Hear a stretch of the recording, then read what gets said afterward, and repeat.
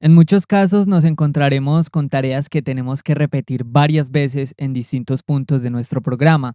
Si tecleamos varias veces el mismo fragmento de programa, no solo tardaremos más en escribir, además el programa final resultará menos legible. También será más fácil que cometamos algún error alguna de las veces que volvemos a teclear el fragmento repetitivo o que decidamos hacer una modificación y olvidemos hacerla en alguno de los fragmentos. Por eso conviene evitar que nuestro programa contenga código repetitivo. Una de las formas de evitarlo es usando las funciones, una posibilidad que la mayoría de lenguajes de programación permiten y que facilita mucho las cosas a la hora de codificar nuestros algoritmos.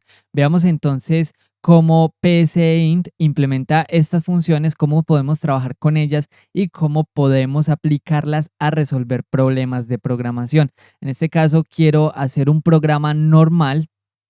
Vamos a encontrar el máximo entre dos números. En este caso le voy a poner funciones uno porque lo modificaremos posteriormente para implementar una función.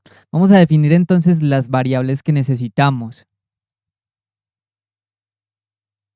Vamos entonces a mostrar el máximo número entre dos números, vamos entonces a escribirlos, no le vamos a pedir al usuario que ingrese los números, las variables n1 y n2 nos servirán más adelante. Vamos entonces a estructurar un simple programa con unos condicionales.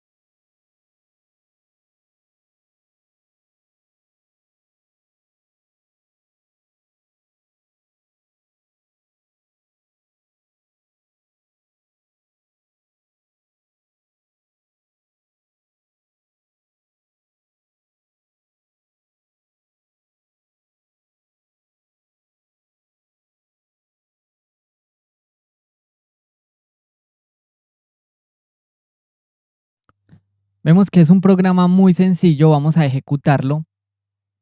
Nos va a mostrar entonces el máximo entre dos números.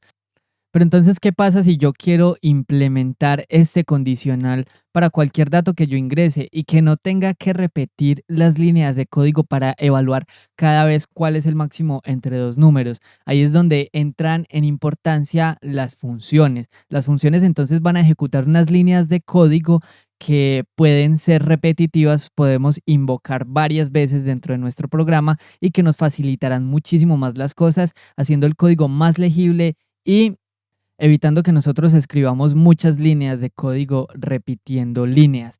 Vamos entonces a cerrar acá, vamos a implementar una pequeña función para que nos resuelva este problema. Vamos a irnos arriba de algoritmo, ya que las funciones se declaran antes de definir un algoritmo, y vamos a dar clic en el botón función. Vemos que aparece función, variable de retorno, nombre, argumentos, fin función. Bien. El nombre de la función entonces será como nosotros la vamos a identificar, el identificador de nuestra función. Comúnmente se utiliza la primera letra en mayúscula para identificar una función, para que lo tengas en cuenta, así la voy a seguir utilizando yo. Los argumentos son las variables que requiere esa función para hacer sus líneas de código, y la variable de retorno es lo que nos devolverá después de hacer todas esas operaciones. Entonces yo, por ejemplo, podría tener una función que se llame suma, su identificador será suma, los argumentos serán número uno y número 2 y la variable de retorno será resultado. Dentro de las líneas de código de nuestra función, pues entonces asignaríamos a resultado la suma entre número uno y número 2. Entonces, vamos a hacer esta función para que haya el máximo entre dos números. Le voy a colocar entonces al nombre de la función máximo. Como argumentos voy a colocar n1 y n2, que ya los había declarado antes. Es importante definir estas variables que yo estoy utilizando aquí en mi algoritmo principal. Estas variables son variables globales, se van a utilizar dentro de todo el algoritmo y aquí en la función también. La variable de retorno va a ser, por ejemplo, no sé, valor resultado. Eso es lo que nos va a retornar la función.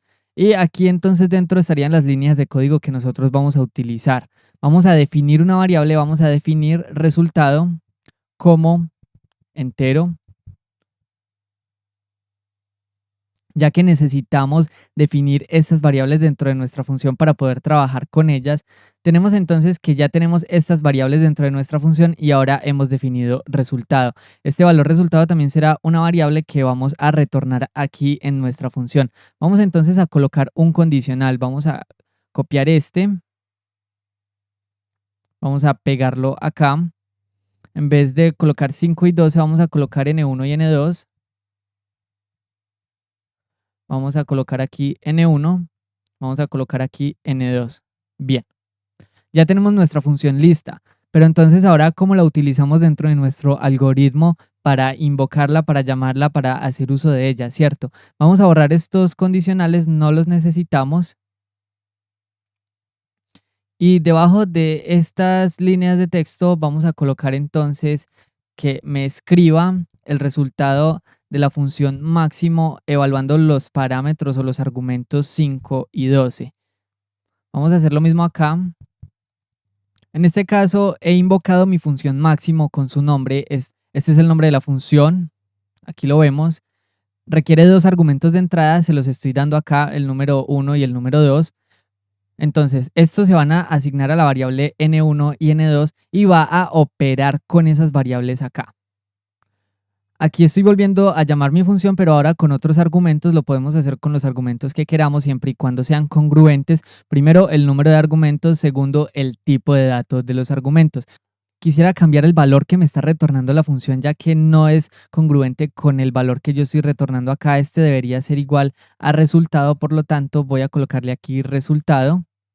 Ahora sí, estoy asignando a resultado n1 o n2 y ese valor se me devuelve a la variable resultado que estamos utilizando acá. Por lo tanto, me va a escribir la variable resultado que me está retornando mi función. Vamos a darle en ejecutar. Y ahora vemos que nos ejecuta las líneas de código que están acá, hace un uso de la función dos veces, en este caso pues con dos argumentos diferentes. Vemos entonces que me halla el máximo acá, me halla el máximo acá. Con esto hemos terminado entonces de ver lo que son los principios de las funciones. Vamos a hacer un par de programas adicionales para que profundicemos en este tema.